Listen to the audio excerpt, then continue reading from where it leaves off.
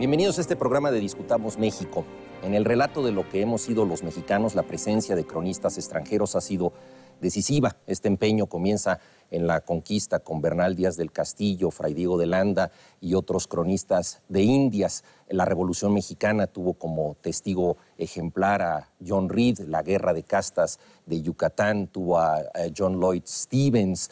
Los testigos extranjeros han marcado la forma en que se ha consolidado la imagen de México. Pensemos tan solo en las descripciones y las investigaciones que en México hizo Alexander von Humboldt, o en las crónicas de Egon Erwin Kisch o de Graham Greene, que descubrió en México un país de caminos sin ley. No sería posible entendernos a nosotros sin la mirada de los otros. Debemos agradecerle a los periodistas extranjeros que se ocupen afanosamente de los temas mexicanos. Para discutir tenemos entre nosotros a Judith Torrea, periodista española, hija adoptiva de Ciudad Juárez. Ya vivió en Ciudad Juárez durante varios años, después fue a Estados Unidos, donde trabajó para distintos medios y ahora ha regresado a esta zona tan significativa, tan conflictiva de nuestro país. Tenemos también a Anne Viña, periodista francesa, autora del libro Fábrica de Culpables, que indaga casos de injusticia legal en México, señaladamente el caso de Florence Cassés y otros casos. Lleva 6 años viviendo en México. Y tenemos también a Pablo Ordaz, periodista español, corresponsal en México del periódico El País, que ha cubierto desde hace años no solamente nuestra realidad, sino también la de países aledaños. Estuvo en el terremoto en Haití, ha estado en Centroamérica y nos ha beneficiado con sus espléndidas crónicas. Gracias por estar con nosotros. Muchas gracias por participar en esta discusión. Me gustaría, Judith, que comenzáramos contigo. La decisión de vivir en México se puede explicar de muchas maneras desde fuera. ¿Por qué vivir en Ciudad Juárez? Uno de los lugares más conflictivos, más violentos de Occidente, donde hemos visto incluso casos de violencia contra civiles en una fiesta, contra diplomáticos extranjeros, una sensación de falta de gobernabilidad, incluso de pérdida de soberanía, parecería. ¿Por qué vivir ahí y además con tanto entusiasmo como tú lo haces? Bueno, yo siempre digo que mi corazón, nacido en España, es puro juarense. Hace 12 años llegué por casualidad a Estados Unidos, a Austin, Texas, para un sabático, y a la semana yo quería pisar México. Y de casualidad se dio la oportunidad de ir a Ciudad Juárez. Crucé ese puente fascinante que separa todos los matices de la vida, que es el puente Santa Fe, entre El Paso y Ciudad Juárez, y me sentí viva. Ahora mismo El Paso simboliza la vida y Ciudad Juárez la muerte. Han cambiado en 12 años esta perspectiva que yo tenía entre Estados Unidos y México, Ciudad Juárez. Crucé ese puente a Ciudad Juárez y me encantaron sus gentes. Las gentes tan trabajadoras que viven en Ciudad Juárez, gentes de todo el país que en ese desierto, que es muy difícil vivir, que tienes que vivir con inviernos heladores y veranos que quieres huir del calor, siguen trabajando, ¿no?, por sus sueños, sacando adelante a sus familias. Me fascinó la gente que vive en Juárez. Ese es mi amor a Ciudad Juárez. Cuando estaba en Nueva York, viviendo una vida bien diferente, cubriendo otra realidad del mundo bien diferente, y veía que mis fuentes las asesinaban, huían a Estados Unidos, al interior del país, y leía la prensa y hablaba con mis compañeros que no podían contar lo que realmente pasa en Ciudad Juárez. Sentí que debía de regresar y contar las historias que muchas veces ellos no pueden contar. Y ahí empecé, ¿no? ¿Es distinta la condición del periodista extranjero en Ciudad Juárez de la que tendría el periodista mexicano? Sabemos que, según Reporteros Sin Fronteras, México es, junto con Irak, el país más peligroso para ejercer el periodismo. Muchas veces esto afecta a los periodistas locales que han tocado intereses más precisos. ¿Sientes una mayor libertad para cubrir esto siendo periodista extranjera? Completamente. Los periodistas locales no solamente se enfrentan a las amenazas de los cárteles, ¿no? Algunos de ellos incluso son comprados por el cartel de Juárez y ahora el cartel de Chapo Guzmán, sino también por las presiones de las propias autoridades mexicanas.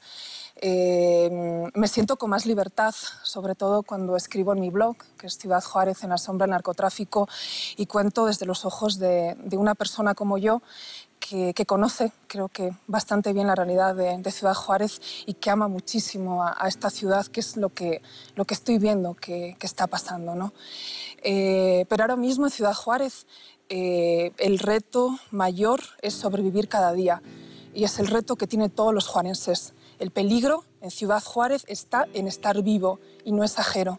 Ese es el peligro. Estamos en una ciudad militarizada, completamente militarizada, con retenes constantes, donde la media de los crímenes son de 10 a 15. Antes de entrar a esta entrevista recibía un mensaje de texto de que habían secuestrado al hijo de una de mis fuentes. También habían matado al esposo de otra de mis fuentes. Te digo que la realidad de Ciudad Juárez es esa, violencia constante. Y el peligro está en estar vivo. Y creo que cuando yo de verdad siento mucho amor, con mucho dolor por Ciudad Juárez, y eso es lo que me mueve a estar ahí. Y lo que me da energía son las gentes. Las gentes de Ciudad Juárez son magníficas. Y a pesar de la adversidad, siguen día tras día luchando por esa ciudad que tanto aman, que realmente la quieren muchísimo, ¿no? Muchos de ellos, los que pueden, huyen, ¿no? Ya son como... Hay diferentes cifras.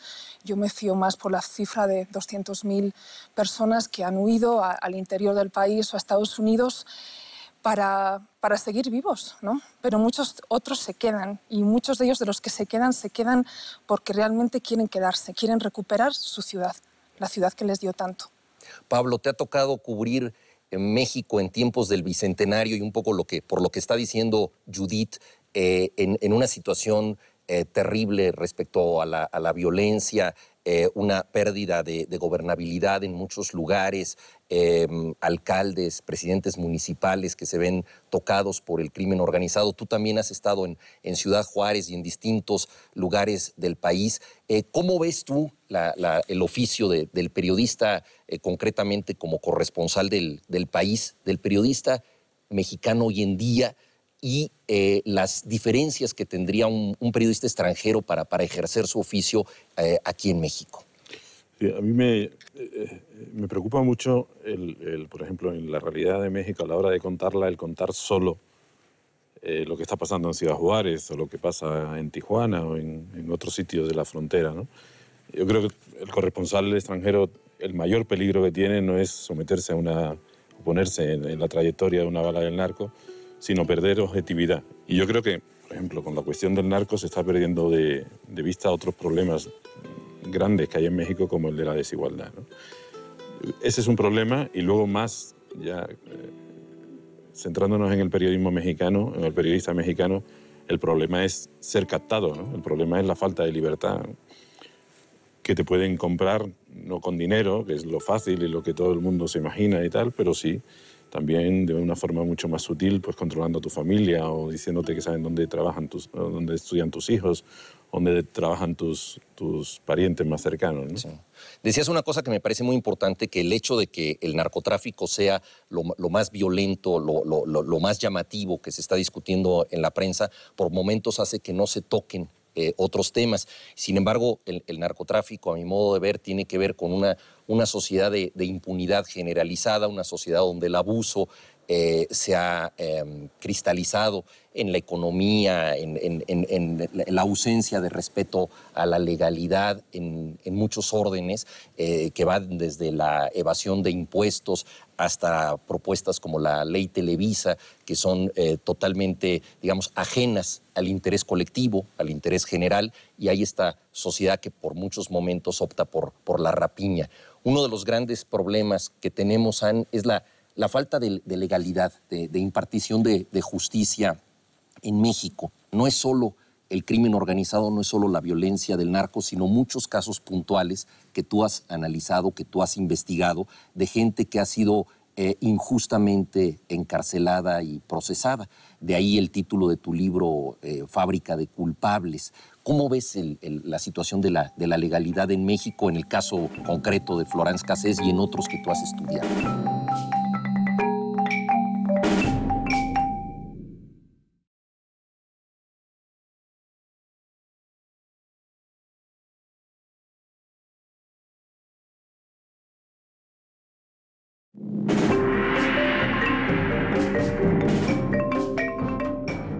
¿Cómo ves la situación de la legalidad en México, en el caso concreto de Florence Cassés y en otros que tú has estudiado?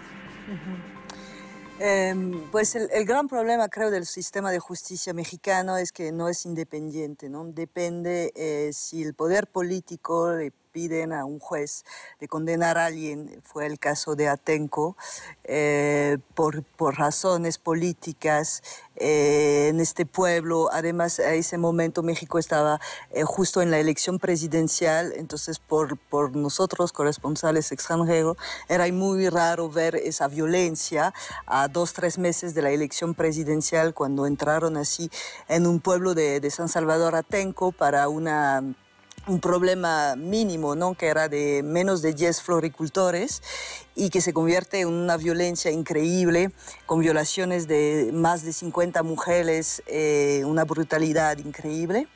Y años después vemos que esa gente tiene condenas increíbles, hasta de 100 años de cárcel,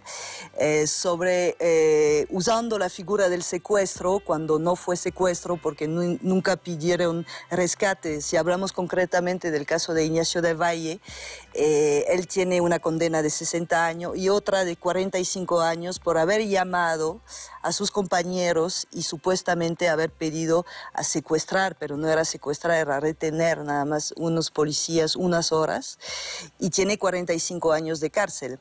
Y es un luchador social y está en una cárcel de alta seguridad. Entonces, vemos que en este caso, pues la justicia hace lo que le dice la política, ¿no? Y también no está independiente de la policía, y eso, el papel de la policía es muy importante hoy en día, es más fuerte cada día, tiene más poder. En el caso de Jacinta, esa mujer indígena que fue condenada a 20 años de cárcel, vemos que los AFIS, a ese momento, que ya desaparecieron, pero eran AFIS, tienen todos los papeles, son víctimas, al mismo tiempo van a investigar y al mismo tiempo van a acusar, lo que es normalmente ilegal, pero el juez acepta todas esas cosas porque pues obedecen a un poder que es la policía en este caso, y todo el mundo sabe muy bien lo que pasó ese día en el pueblo de Jacinta. Hay cientos de testigos y era muy fácil para la justicia saber cuál era la verdad, que es el papel de la justicia, es buscar la verdad. Entonces vemos que no lo hace, ¿no? De alguna manera los periodistas sustituyen esta búsqueda de la verdad, en algunos casos arriesgando su vida, ¿no? Que un poco lo que has tenido que hacer tú, buscando expedientes, ¿no? Y revisando que no hay correspondencia entre los hechos y las condenas, ¿no? Y que se ha politizado mucho la justicia. En el caso de Florence Cassés también se han puesto en juego reflejos muy nacionalistas en México, ¿no? Sí. Una mujer atractiva, en donde se hace un montaje televisivo para detenerla, y mucha gente también por un reflejo patriotero, digámoslo así, inmediatamente dice, es culpable a partir de los testimonios que, por supuesto, recibe esta gente. La reacción en Francia ha sido distinta. ¿Cómo ves las dos reacciones que ha habido respecto a este caso? Pues la reacción, lo que pasa es que en este caso justamente los medios esta vez tuvieron un papel muy fuerte. Es que desde el inicio y sin jamás buscar la verdad, sin jamás investigar, leer el expediente de Florence, han decidido que era culpable, ¿no? Y en realidad no han investigado su caso, ¿no? Porque cuando se investiga su caso nos dimos cuenta, porque sí lo hicimos un grupo de corresponsal franceses, no soy sola, para justamente saber lo que realmente había en contra de ella, ¿no? Y no hay nada en contra de ella finalmente. Pero eso lo puedes decir cuando has realmente leído el expediente, que son 10.000 hojas, que sí es un trabajo duro, pero que es lo mínimo que tienen que hacer los periodistas antes de decir que alguien es culpable, ¿no? Entonces, ahí sí es un caso complicado en el sentido de que la política y otra vez la policía tienen su interés a decir que es culpable y a seguir pidiendo que se quede en México, que se quede en la cárcel, cuando en realidad se necesita una revisión de su caso.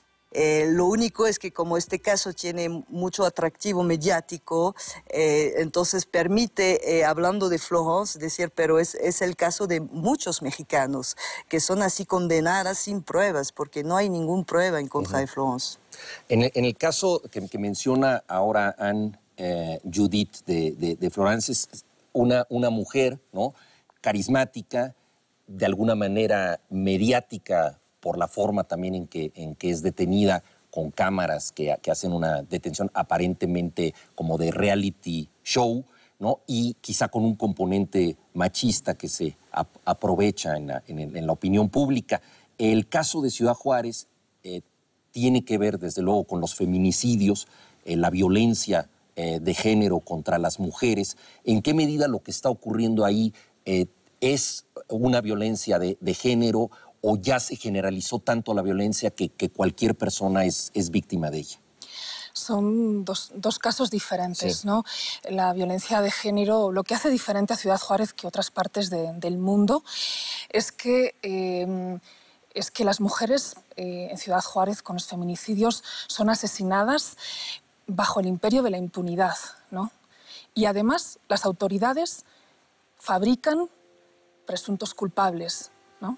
Lo siguen haciendo ahora, ¿eh? Con el caso de la masacre de los estudiantes de Villas de Salvarcar, por lo menos en uno de los tres que están ahora mismo, que son presuntos culpables, presuntos sicarios, uno de los tres yo lo he investigado, Israel Arzate Meléndez, y es completamente inocente, ¿no? Es decir, esa justicia sigue ahora mismo en Ciudad Juárez y puede ser parecida a la que estaba comentando Anne, ¿no?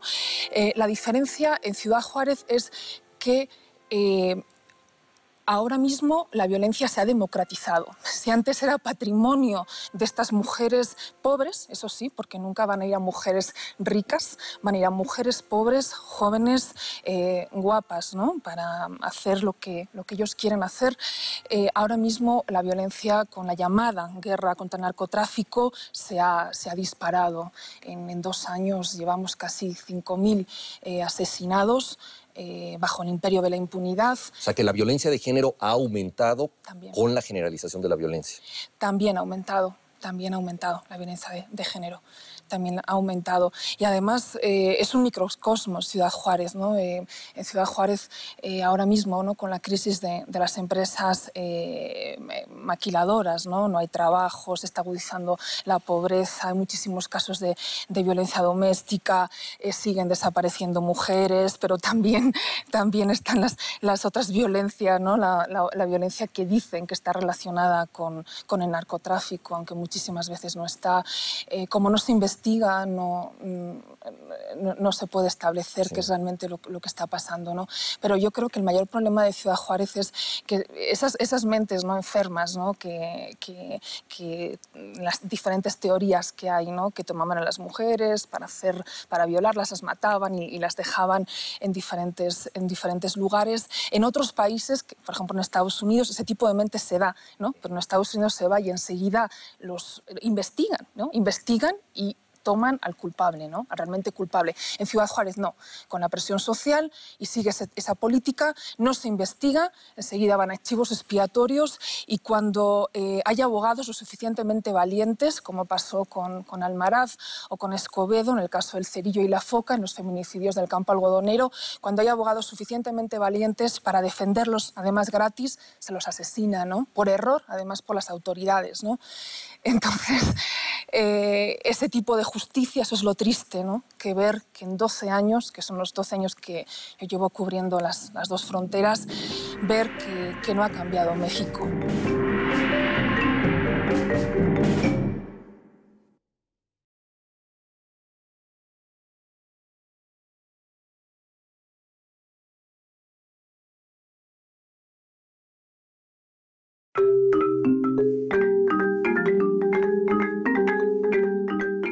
cuando hay abogados lo suficientemente valientes, como pasó con Almaraz o con Escobedo, en el caso del Cerillo y la Foca, en los feminicidios del campo algodonero, se los asesina, ¿no? Por error, además por las autoridades, ¿no?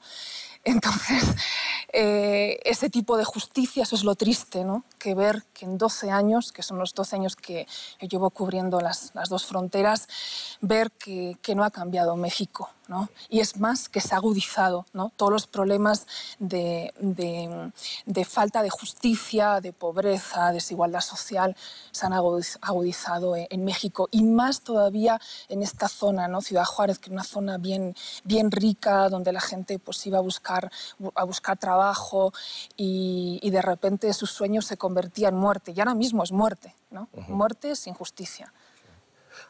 Pablo, en esto que dice Judith, ¿cuáles serían los límites para el periodista cubriendo estos casos que son atroces, que son tremendos, para no crear, digámoslo así, una situación de paranoia total en que la gente dijera ya no hay remedio ante todo lo que estoy viendo, ante esta sobreexposición de la violencia, o algo quizá peor, una normalización, una banalización? ¿Cuáles serían los límites a tu modo de ver? Tú mismo, además, pues has sufrido este estrés, estas tensiones como reportero, porque no puedes ser ajeno al dolor de lo que estás viendo. Sí, pero yo creo que el límite es precisamente ser periodista, ¿no?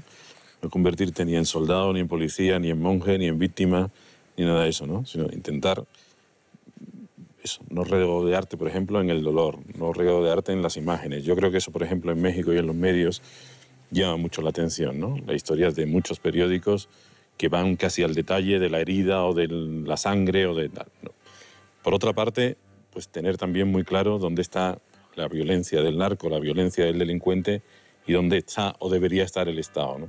Aquí el problema en México, a diferencia de otros países, ¿no? Donde también se vive pues, el terrorismo, la delincuencia o el narcotráfico, es que el Estado no juega limpio, ¿no?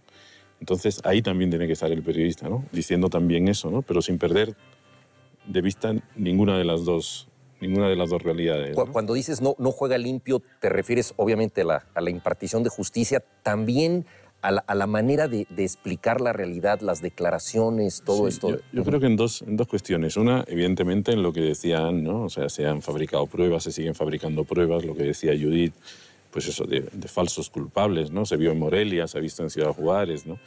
Eso por una parte. Y eso lleva a la desconfianza, ¿no? Y la desconfianza lleva a la apatía, ¿no? Y yo creo que aquí hay una confabulación de apatías, ¿no? La apatía del político por no preocuparse de lo que de verdad le está sucediendo a la gente. Lo hemos visto, ¿no? En estos tiempos que corren, ¿no? Vamos a San Lázaro, ¿no? Y vemos que están discutiendo por tonterías, ¿no? Por pactos secretos entre el PRI y el PAN y el PRD en otra historia. Entonces, yo no conozco un país donde la política esté tan lejos del ciudadano, ¿no? Y luego, al final, el ciudadano se contagia de esa apatía porque tiene que vivir en Ciudad Juárez para seguir viviendo y en otros sitios, en Chiapas o en otros sitios, para seguir comiendo, ¿no? Entonces, yo no creo que en México haya un Estado fallido, pero sí en muchos sitios, y me ha tocado verlo, alrededor del tren, ¿no? De los migrantes o en Ciudad Juárez, un Estado ausente, ¿no? A uno lo atracan por la calle y lo primero, no estoy contando que no se atraque en Nueva York, no se atraque en Madrid pasan cosas terribles, igual que... Pero tú confías más o menos en que alguien al que tú has pagado con tus impuestos va a venir a ayudarte y no te va a atracar más, ¿no? De lo que te han atracado antes, ¿no? Entonces, pues eso es lo que decía, ¿no? Una ensalada de apatías que hace que el ciudadano se sienta desprotegido con razón, ¿no? Sí. Hay un país de distintas exclusiones, creo yo, y uno de ellos es el México indígena, ¿no? Que también tú has investigado. ¿Cómo ves estos distintos Méxicos? Nosotros a veces hablamos con mucho orgullo de la multiculturalidad, pero tengo la impresión de que esta multiculturalidad muchas veces se da de manera absolutamente piramidal, es decir, tenemos un sector de gente incluida en la sociedad y muchos otros excluidos que folclóricamente llamamos parte de esta multiculturalidad. ¿Cómo ves ese elemento indígena? Sí, lo fuerte de los pueblos indígenas en México es la exclusión, es lo primero que te das cuenta cuando vas en cualquier comunidad indígena, aparte de algunos lugares, muy preciso, gracias a un desarrollo que han hecho ellos mismos, pues hay una exclusión menos fuerte, pero si no, en la mayoría, en la gran mayoría de los casos, lo primero que ves es la pobreza, es la exclusión, lo que es una gran lástima, porque México tiene una riqueza increíble ahí, que es justamente lo más interesante para mí de este país, y que además ellos, los pueblos indígenas, han logrado conservar esa riqueza que yo llamo biocultural, ¿no? Entre tanto el maíz, tanto la parte biológica. México es un país megadiverso y eso muchas gracias a los pueblos indígenas. La conservación del agua, que tanto la conservación de la cultura. Y poco a poco se está perdiendo mucho, desde los idiomas hasta mucho, ¿no?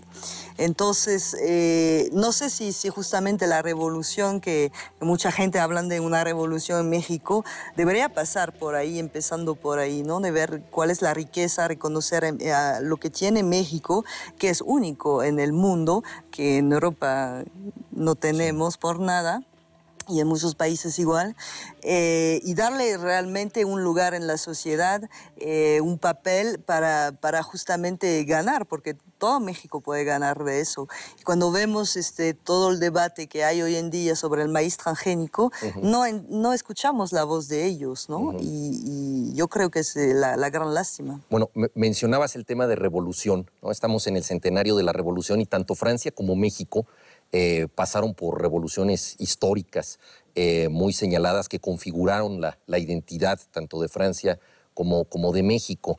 El historiador austriaco Friedrich Katz ha dicho que en México la idea de revolución sigue teniendo mucha vigencia porque los ideales de esta lucha armada no se llegaron a cumplir del todo, ¿no? Justicia social, democracia auténtica siguen siendo de alguna manera asignaturas pendientes, de ahí que muchos sectores políticos reclamen la herencia de la revolución, desde el subcomandante Marcos hasta el Partido de la Revolución Democrática, pasando por supuesto por el PRI.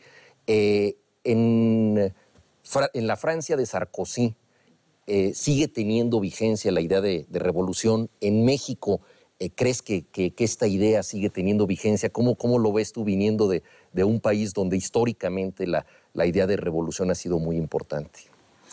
Pues sí, yo creo que sigue muy importante. No sé si la revolución significa siempre lucha armada, puede ser una nueva revolución justamente diferente. En México tratamos de inventar la revolución burocrática, ¿no? Con el PRI, ¿no? Con la revolución institucionalizada. Sí, exacto. Pero sí, yo creo que México necesita una revolución, especialmente las mujeres. Estábamos hablando de las mujeres, por ganar sus derechos, ¿no? Fue una revolución de las más fuertes en Francia, la revolución de las mujeres, a favor del aborto, a favor de tener varios derechos, pero en particular el aborto. Y cuando pasó la lucha del aborto aquí en México hace 2 años en el DF, no he visto y no vimos una reacción fuerte de las mujeres, ¿no? Apoyando Ebrard decidiendo hacer eso, ¿no? Sobre todo a nivel nacional, ¿verdad? Sobre todo a nivel nacional, sí. Se regionalizó la discusión. Pero yo creo que es por cuestiones sociales. Las mujeres en México tienen tantas cosas que hacer, entre sobrevivir, dar de comer a sus hijos. Además, luchar es casi imposible, ¿no? Pero sí, en Francia logramos muchos derechos luchando. Esos derechos poco a poco Sarkozy le está quitando justamente, ¿no? Entonces el reto es guardar esos derechos. Pero ya tenemos derechos sociales a nivel de salud que no tiene México y que México necesita seguramente. Oye, y ahí entra necesariamente también, ya que estamos confrontando países, España, Pablo. En el Bicentenario tenemos una relación muchas veces ambivalente con España, ¿no? Somos antigachupines y le atribuimos a Cortés todas nuestras desgracias, aunque nos apellidemos González o Gómez u otros apellidos españoles. Al mismo tiempo anhelamos tener una cuenta en el BBVA o una camiseta del Real Madrid. ¿Cómo ves esta relación un tanto de amor-odio entre México y España en tiempos de Bicentenario? Pues sí, yo la veo así, exactamente como tú la has descrito, ¿no? Nosotros en Revolución no tenemos mucho orgullo, ¿verdad? Porque a nosotros los dictadores se nos mueren en la cama, ¿no? 40 años después.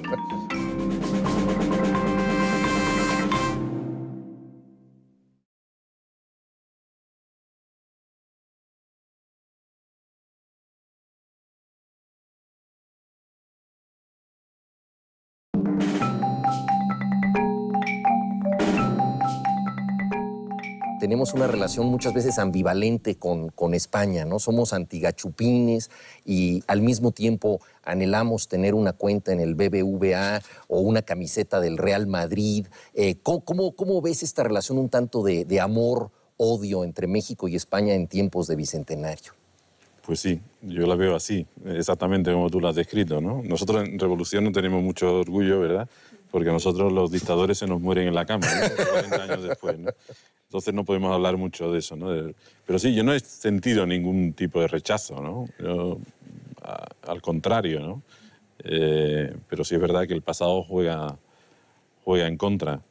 Pero yo creo que en el día a día eso yo creo que está totalmente superado, ¿no? Y volviendo a lo de la revolución, yo creo que sí, ¿no? O sea, creo que aquí hay revoluciones pendientes y hay dos, la de la educación y la de la sanidad, y sobre todo, y volviendo a lo de antes, hay como si faltara una argolla, ¿no? No se engancha. Yo hay un momento que disfruto mucho del tiempo que llevo aquí, ya he tenido la posibilidad de ir 2 veces, que es la Feria Internacional del Libro de Guadalajara, ¿no? Que me acuerdo de Carlos Cano, que era un cantautor español, ¿no? Que hablando de Granada decía, Granada está tan encerrada sobre sí misma entre montañas que solo tiene salida por las estrellas, ¿no? Yo creo que es verdad, en México solo tiene salida por la cultura, ¿no? Y tiene una cantidad de escritores, de poetas, de intelectuales, pero que también viven, me da la impresión, ¿no? Como en la política, en su sector. Tú vas a la Feria de Guadalajara y ves un país mucho más inquieto que España, ¿eh? Sí. Por la cultura, ¿eh? Tú ves que aquí se aclaman que aquí hay una cafetería que tiene enchilada Monsiváis, ¿no? Y que lo paran por allí a José Emilio Pacheco y a ti mismo, y la gente pide, y luego se lo leen, y además y existe esa, pero luego falla, luego no está la argolla. La intelectualidad mexicana pues sigue refugiada en sus cuarteles y no se echa, no sé si es su misión, pero a mí me llama la atención en un estado de emergencia como este. ¿Sientes poco compromiso, por ejemplo? Poco compromiso, ¿sí? Yo creo que sí. Yo creo que en Ciudad Juárez sí que se está gestando una revolución. Yo creo que en unos meses, quizá al terminar este año, vamos a ver, no va a ser sorpresivo para mí si nace un grupo revolucionario. No una revolución, pero un grupo revolucionario. Incluso creo que están haciendo... ¿Te refieres a un movimiento político, sí, no necesariamente un movimiento armado? Yo creo que va a ser armado. La situación como está en Ciudad Juárez creo que va a ser un movimiento armado que quizá vaya a ser apoyado por una cierta población. No ven la salida. No hay una salida que ellos la vean, ¿no? Han querido confiar en el presidente Calderón, en el plan de rescate social, pero ¿cómo vas a construir nuevas escuelas, nuevos hospitales si todo el mundo está huyendo? Si los doctores, los maestros están huyendo porque ya no se puede vivir en Ciudad Juárez, ¿no? Entonces, creo que están haciendo de una manera muy fuerte, la gente está explotando. Yo estoy casi, ojalá me equivoque, pero creo que están haciendo un movimiento revolucionario que puede ser violento.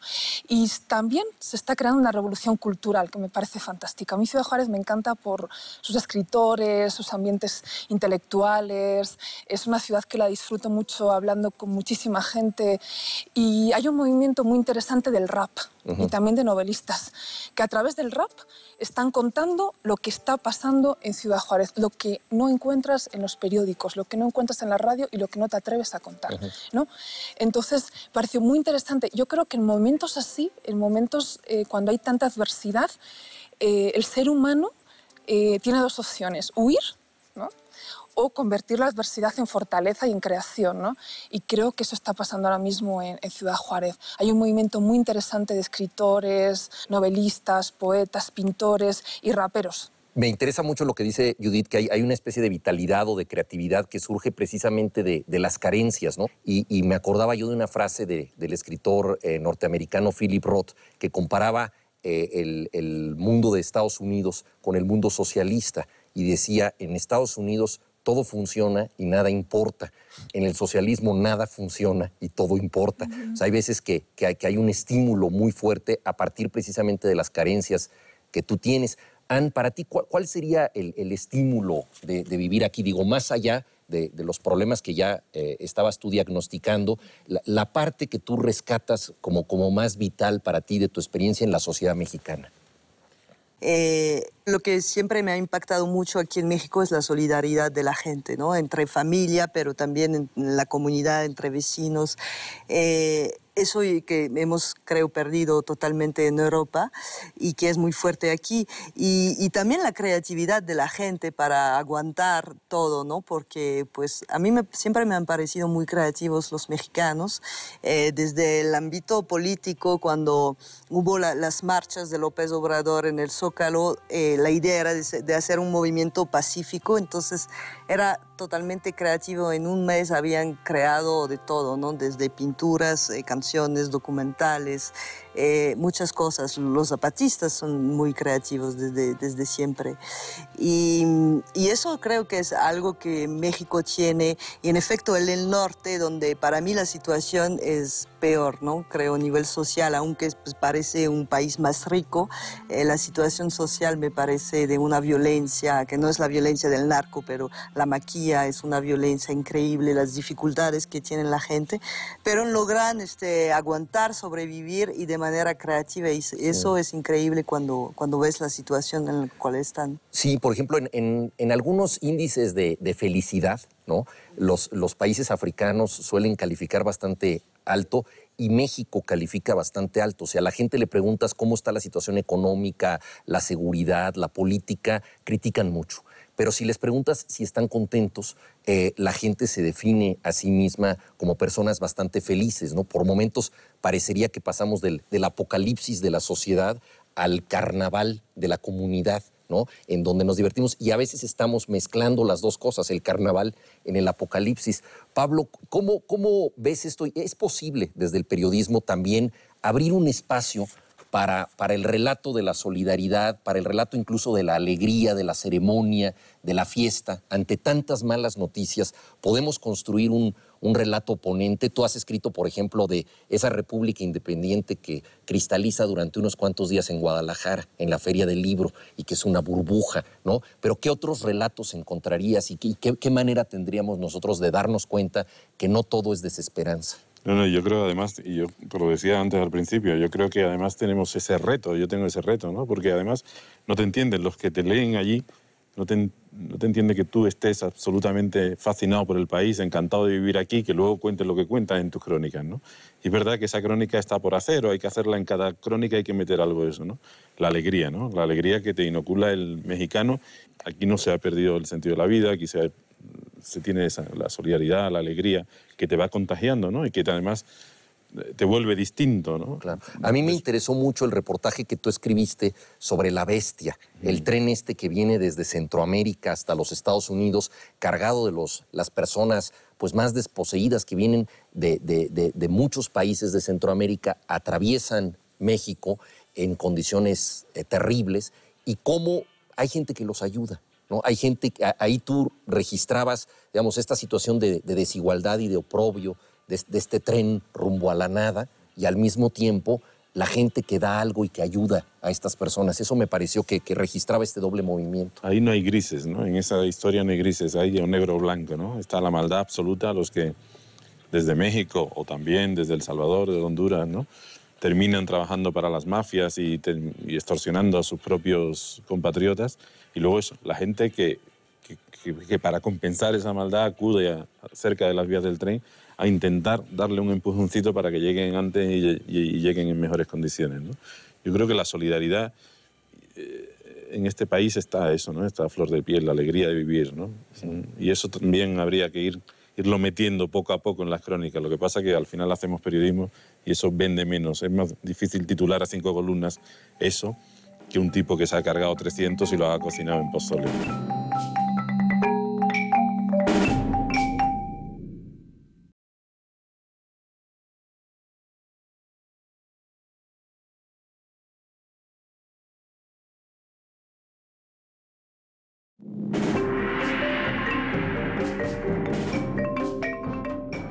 En este país está eso, ¿no? Está a flor de piel, la alegría de vivir, ¿no? Y eso también habría que irlo metiendo poco a poco en las crónicas. Lo que pasa es que al final hacemos periodismo y eso vende menos. Es más difícil titular a 5 columnas eso que un tipo que se ha cargado 300 y lo ha cocinado en pozole, ¿no? O sea, A modo de conclusión, me gustaría que cada uno dijera qué obstáculos específicos tiene el periodista y en especial el periodista extranjero para acceder a la información en México, Judith. Ahora el peligro es muchísimo, ¿no? Sobre todo si haces trabajo de campo, ¿no? Como el que yo hago, ¿no? Yo intento... ahora mismo en Ciudad Juárez nadie quiere hablar, entonces tienes que ir a las casas de las personas, vas a las ejecuciones, a los eventos, todo es un trabajo de campo, ¿no? Ahí te encuentras peligros de todo, ¿no? Peligros ¿Y hay amenazas puntuales que reciban los periodistas? Sí, sí, y aunque seas extranjera también. El otro día lo que me pasó es que fui a una ejecución, era el sábado pasado, era una señora con su hijo y de repente empezaron a salir varios de los familiares y literalmente pues, querían, no llevaban armas, ¿no? Por lo menos no, pero querían quitarme la cámara y pegarme, ¿no?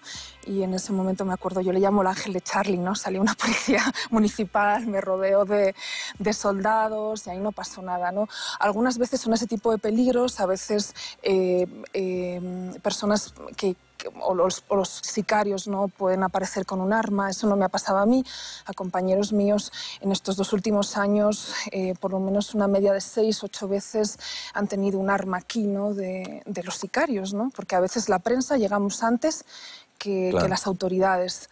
Entonces todos los escuchamos a la vez, porque todo lo escuchas por el escáner, ¿no?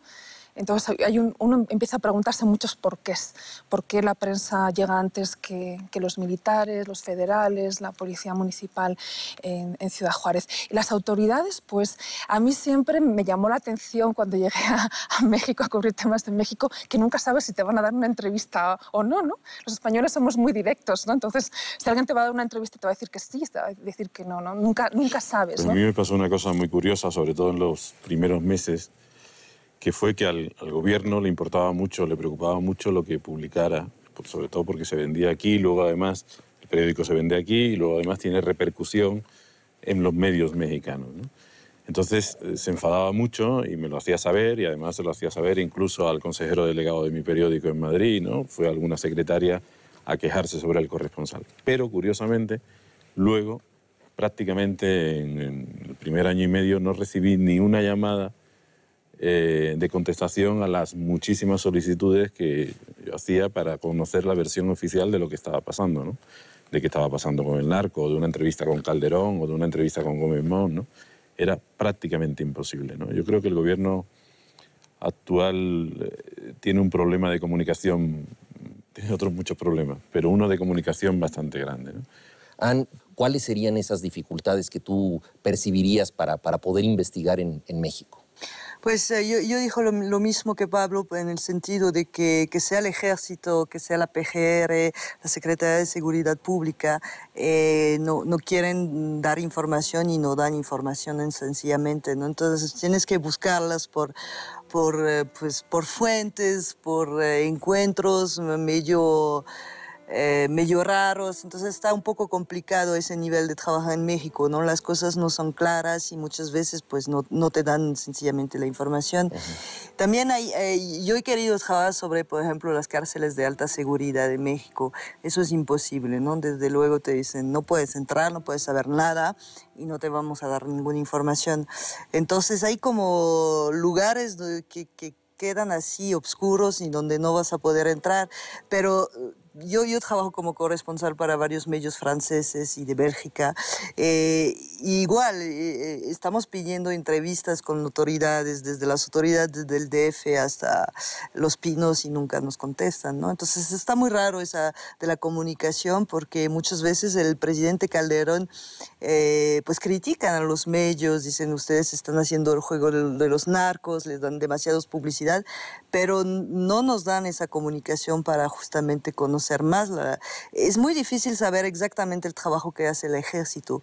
Se entiende que hay cuestiones de seguridad que tenemos que respetar, claro, pero si comparamos con Estados Unidos, pues son mucho más abiertos a explicar cómo trabajan, ¿no? Eso creo que México tendría que comunicar más, bueno, las autoridades mexicanas. Sí, porque yo creo que además no hay tanto que ocultar. Quiero decir, hay ahí efectivamente pues hay manejos extraños y manejos como en todo el mundo, ¿no? Pero ese mutismo lo que hace es, pues eso, hacer volar la imaginación. A mí me ha pasado, sí, ¿no? Que prestigiar el misterio, ¿no? Exacto, Algo debe haber en algún lado porque no se nos ha dicho nada y a lo mejor es como el mago de Oz, no hay nada. No hay nada, exacto. Sí. Hay una anécdota que estaba pensando en si contar o no, pero yo creo que refleja muy bien, ¿no? Hay un momento en que me llaman para quejarse por un reportaje, precisamente casi hace un año, ¿no? Sobre Ciudad Juárez, que salió en El País Semanal. Y me llama alguien muy importante, ¿no? De la área de comunicación de Los Pinos, para decirme que, bueno, que su jefe le había dicho que tenía que quejarse ante el consejero delegado del Grupo Prisa, de mi periódico, ¿no? Y, bueno, antes de decirme eso, me dice que me tiene que decir algo muy importante y que tenemos que vernos, ¿no? Y yo estaba saliendo en ese momento para el aeropuerto, que es casi mi estado natural, yendo al aeropuerto, y le digo que no, que me lo cuente por teléfono, y me dice, no, es que de tu teléfono no me fío, ¿no? Entonces, bueno, yo no sé si el teléfono está pinchado o no está pinchado, no está intervenido o no está intervenido, ¿no? Pero sí hay ciertas prácticas que aquí se dan por normal que no son normales, ¿no? Y que un país democrático como es este, y con una tradición, y que a nosotros, por ejemplo, en España, ¿no? A los españoles, ¿no? Cuando la guerra civil y cuando la dictadura, ¿no? Nos dio acogida y nos demostró hospitalidad y de pronto parece que se están revirtiendo ciertas fórmulas, ¿no? Y te pasan cosas como esas, ¿no? Como la censura o como el secreto, ¿no? Que al final es una forma de censura, ¿no? Y los teléfonos intervenidos, qué bien que muestras este punto. No sé la situación en el resto del país, pero en Ciudad Juárez todos los periodistas, incluida yo, tenemos el teléfono intervenido. Y es muy curioso porque yo a veces saludo, ¿no? a los que están escuchando. Yo digo, fíjate cómo pierden el tiempo, ¿no? En vez de estar luchando por llegar a por el sicario antes de que llegue el periodista, ¿no? Y están interviniendo nuestros teléfonos, ¿no? Entonces, no sé quiénes, me imagino que son las autoridades, ¿no? Sí, se ejerce el periodismo en situaciones anómalas, ¿no? Todavía en México. Sin embargo, yo con esta conversación me quedo con muchas cosas. Me quedo con la pasión de todos ustedes, una pasión agradecida. Yo creo que es muy importante lo que la prensa está cubriendo en México hoy en día. Se ha mencionado aquí muchas veces el periodista llegando al lugar de los hechos antes que las autoridades, en una sociedad que muchas veces tiene de sus autoridades una confabulación de apatías, como decía Pablo, y sin embargo el periodista no pierde los reflejos, ¿no? Al mismo tiempo también me quedo con la idea de una sociedad vital, una sociedad creativa que los ha estimulado a ustedes lo suficiente para venir aquí. Me acuerdo mucho de una escena de la película El Tercer Hombre, con guión de Graham Greene, en donde un personaje dice, a fin de cuentas, la paz y la estabilidad de Suiza, lo único que produjo fue el reloj cucú. En cambio, la corrupción, la impunidad y las guerras de Italia produjeron el Renacimiento. De modo que no nos queda más remedio que ser renacentistas. Yo les agradezco a ustedes sus testimonios, su valentía y su aprecio por nuestro país. Gracias. Gracias. A vosotros.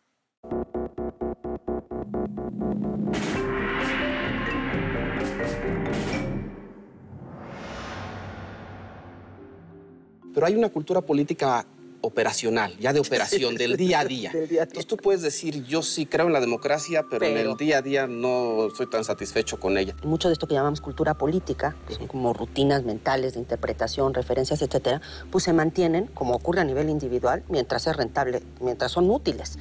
Cuando ya resulta que ya no son útiles, pues ya uno se va ajustando o te mueres. La gente más o menos responde cuando le dicen, bueno, pon la basura orgánica en un lugar y la basura inorgánica en el otro, y más o menos hay una respuesta.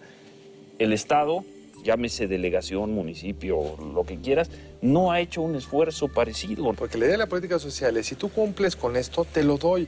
Seas amigo del gobernador, votes en su contra, te vistas de verde, amarillo o azul, lo que te guste, te toca como derecho.